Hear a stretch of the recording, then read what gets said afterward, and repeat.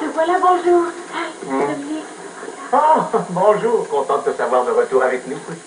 Nous t'attendions, bien sûr. Oui, nous t'attendions avec beaucoup d'impatience, parce qu'aujourd'hui, nous avons... Un nouveau conte pour toi. Sais-tu qu'il existe beaucoup de contes?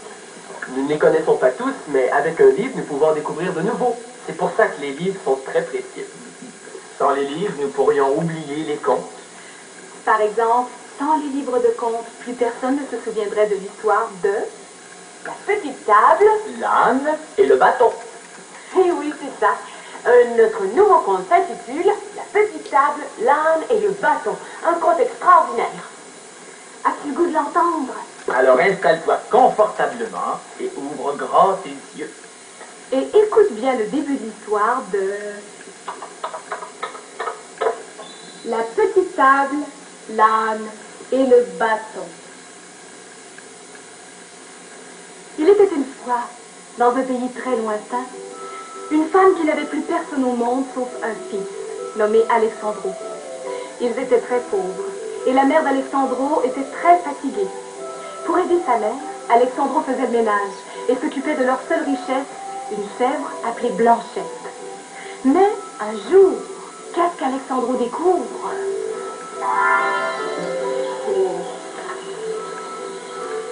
Petite maman, devine ce qui est arrivé à Blanchette.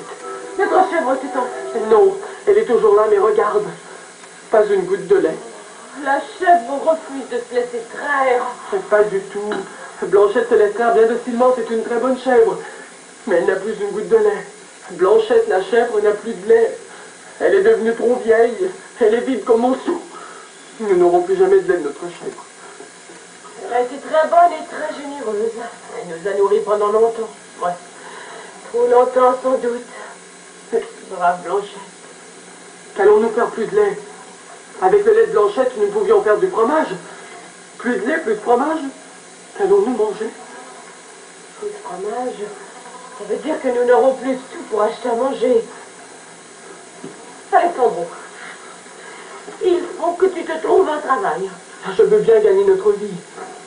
Tu as beaucoup travaillé, petite maman, et c'est à mon tour de m'occuper de toi. Mais je ne connais aucun métier. Tu pourrais aller chez Madame Marie. Elle cherche justement d'aide. Madame Marie, la couturière? Oui, elle t'engagerait peut-être. Et ça lui ferait quelques sous pour acheter à manger. Mais petite maman, je ne sais même pas comment coudre le bouton, elle ne voudra pas de moi. Elle pourrait te montrer. Je ne sais même pas comment tailler du tissu. Elle pourrait te l'apprendre si tu lui demandes gentiment.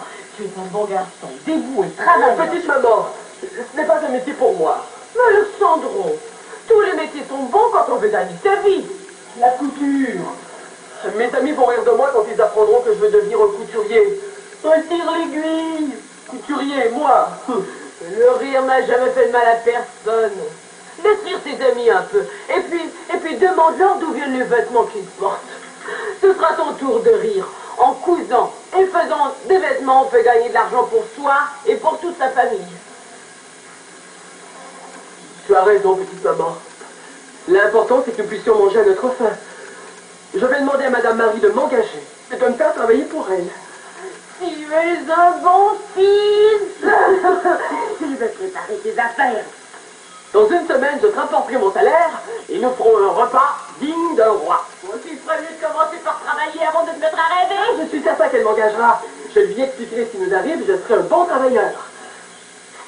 Avec mon salaire, je pourrai acheter du pain, des biscuits, du chocolat, des saucissons, de la crème, des... Mon pauvre Alexandro, contente-toi de rapporter ce que tu auras gagné et je serai déjà très fière de toi. Allez, tiens, voilà quelques vêtements et un peu de nourriture pour la route. Sois prudent, c'est un long voyage. Merci beaucoup, petite maman. Dans une semaine, je reviendrai les poches pleines d'argent. Allez, au revoir. À bientôt.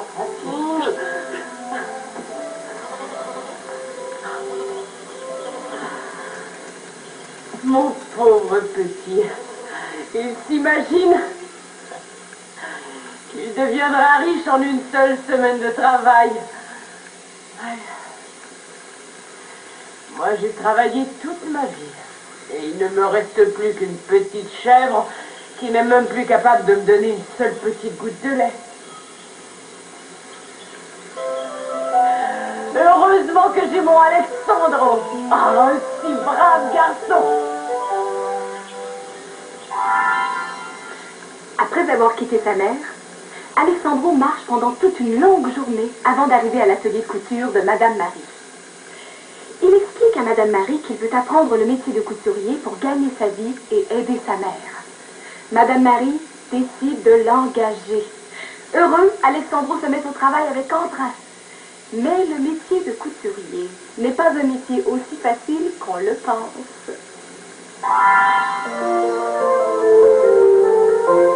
Ouch! Un coup d'aiguille par ici. Oui. Un coup d'aiguille par là. Va! J'ai déjà 3 boutons posés. La couture, c'est pas vraiment compliqué. Alors, Alexandro, comment te débrouilles-tu? Ah, très bien, Madame Marie. J'ai déjà 3 boutons posés. Alexandro, pour l'amour de la couture, mais qu'as-tu fait là? Comme vous le voyez, j'ai 3 boutons de cousu. Mais où les as-tu cousus? Sur la veste, comme vous me l'aviez demandé. Mais Alexandro, on ne pose pas des boutons dans le dos d'une veste, mais non. Regarde, c'est ici que l'on pose les boutons, vis-à-vis les boutonnières, tu vois? Le bouton doit passer dans la boutonnière. Voilà. Là? Oh, je suis stupide. Je n'ai pas fait attention. Les boutons vis-à-vis les boutonnières. Oh, je m'excuse, Madame Marie. Je ne suis peut-être pas fait pour ce métier. Ce n'est pas grave, mais recommence ton travail. Tiens, et pendant que je coupe les fils, toi tu rangeras ce lot de vêtements là, sur la table. Vous me gardez quand même? Vous ne me renvoyez pas? Dans tout métier, Alexandro, il faut d'abord apprendre. Ne t'en fais pas, tu apprendras toi aussi. Quand je vais apprendre, patronne, je vous le promets. Dans tous les métiers, il faut faire bouger ses doigts. Dans tous les métiers, il faut faire marcher ses pieds. Faire bouger ses doigts, faire marcher ses pieds. Faire bouger ses doigts, faire marcher ses pieds. Tam. Dans tous les métiers, il faut faire bouger ses doigts. Dans tous les métiers, il faut faire marcher ses pieds. Voilà. Tu sais maintenant où l'on doit coudre les boutons. Oui, patronne. Ici, vis-à-vis la boutonnière. Très bien. Je te laisse travailler. Un coup d'aiguille par ici.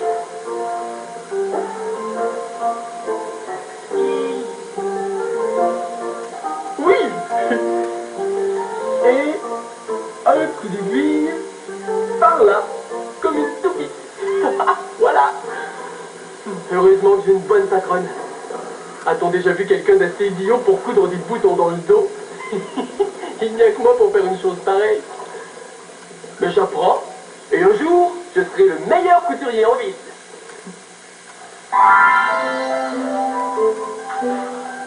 Que je suis fatigué, mais j'ai bien travaillé. Je suis fier de moi. Alexandro, je suis très contente de toi. Les boutons sont cousus aux bons endroits, ils sont fixés solidement. Alors tu vois, il ne suffit que d'un peu de temps pour apprendre. Je ne suis pas encore un très bon couturier, mais demain, je serai encore plus habile. Si tu continues à faire du bon travail, tu ne le regretteras pas. Je te donnerai le salaire que tu mérites. Mon premier salaire. Maman sera fière de moi quand j'arriverai à la maison, les poches pleines d'argent et les bras chargés de nourriture. J'ai tellement hâte. Elle a tant travaillé pour moi. C'est à mon tour maintenant de m'occuper d'elle. Madame Marie, oh, entre la balle. Ah, vous avez un nouvel employé? Oui, je te présente Alexandro. Je m'appelle Annabelle. Bonjour, mademoiselle. Ah, Voilà le pantalon de ton père. Je l'ai réparé ce matin. Pardon? Je te remets le pantalon de ton père. C'est bien ce que tu es venu chercher. Oh oui, bien sûr.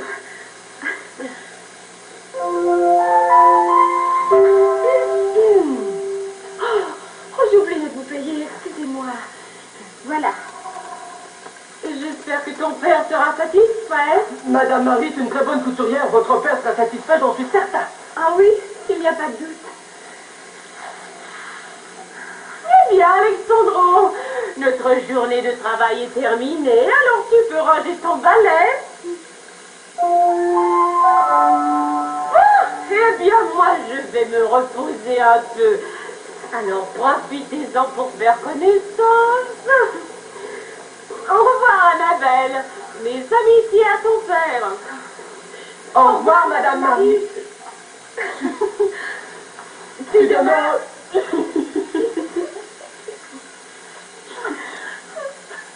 À toi. Non, à vous. À toi d'abord. Tu demeures loin d'ici? Je demeure de l'autre côté de la montagne. Moi, j'habite dans la vallée. Mon père est propriétaire de l'auberge du voyageur. L'auberge du voyageur. Mais je suis passé devant non par ici. Oh oui, mais je ne t'ai pas vu. Moi non plus, je ne t'ai pas vu. Je devais être en train de travailler dans la cuisine. Tu y travailles beaucoup. Ah oui, mon père ne veut pas engager d'autres employés. Je suis seule pour l'aider. Il y a beaucoup de travail. Aubergiste, ce n'est pas un métier facile. Pour un couturier, ce n'est pas facile non plus. Non, mais j'ai une très gentille patronne et elle est très patiente, même quand je fais des erreurs. Moi, mon père n'a pas très bon caractère. Il est très impatient et il se met souvent en colère. Bon, ça fait tard. Je dois rentrer, sinon mon père sera très mécontent. Tu pars déjà? Il le faut. J'aimerais bien te revoir. Oh, moi aussi. Mais j'ai tellement de travail. À la fin de la semaine, quand je retournerai chez ma mère pour lui rapporter mon salaire, je pourrais arrêter à votre auberge pour la nuit. À la fin de cette semaine? Oui? D'accord. Bon, il faut que je parte maintenant. À bientôt. À bientôt, Annabelle. À bientôt. À bientôt, j'espère. À bientôt, Annabelle. Belle Anna. Comme tu es gentille, Annabelle. Alexandro s'est trouvé un travail. Il a une bonne patronne. Il aura bientôt un salaire pour aider sa mère. Et il a rencontré Annabelle, la fille de l'aubergiste. La belle Annabelle. Alexandro est devenu amoureux. Tout va pour le mieux. On ne peut rien demander de plus. Il ne peut rien demander de plus. Alors qu'est-ce qu'on fait, nous? Eh, on attend la suite de l'histoire. Ah, moi, j'aime pas ça dans la suite d'une histoire. Je voudrais la raconter tout d'un bout. Moi, j'aime ça faire durer le plaisir. Tu as raison, Christine. C'est comme attendre son tour pour monter sur une balançoire. Plus on attend, plus on a hâte. Moi, je veux bien attendre la suite de l'histoire, mais... Oui, la petite dame. C'est vrai, ça? Où est l'âne? Et où est le bâton? Tu te demandes pourquoi notre histoire s'intitule La petite table, l'âne et le bâton. Ne manque surtout pas notre prochain rendez-vous car les aventures d'Alexandro ne font que commencer. Passe une merveilleuse journée et tu salues tous tes amis de la part Winnie. Merci.